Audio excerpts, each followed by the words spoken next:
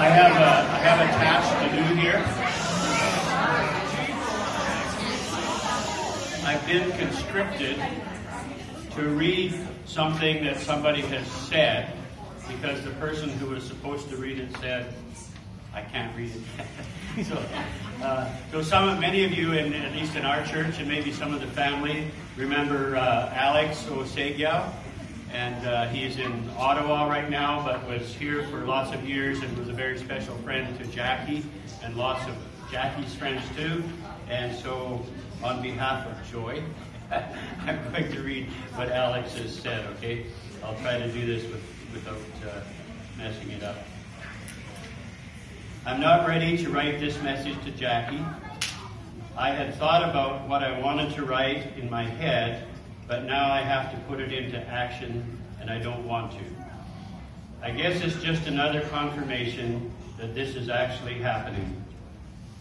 How many times did we get a message that Jackie was in bad condition? And how many times did we all pray and talk to her, and she would encourage us that she has faith? And then we would be relieved when we got that phone call or that message that she is pulled through the emergency. And then we gave thanks and we got back to our regular lives. This time is different. And we knew deep down eventually such a day would come. We just hoped that it would be sometime in the hazy future. At memorials, everyone expects to hear good things about a person, and the audience knows that sometimes the person being remembered was downright terrible in some of their ways. However, the courteous thing to do is to only remember the good things that they did and ignore the bad as a form of respect, of course. There is no such effort here. In all honesty, I cannot remember anything, it's kind of like Joe was saying earlier, I can't remember anything that I can say I disliked about Jackie or that she did wrong. Of course, she wasn't perfect, but I have absolutely no recollection of something she did that I felt was wrong. Jackie was long-suffering. She tolerated her own pains as well as the pains of others. She was kind and always gave people the benefit of the doubt. She was not boastful.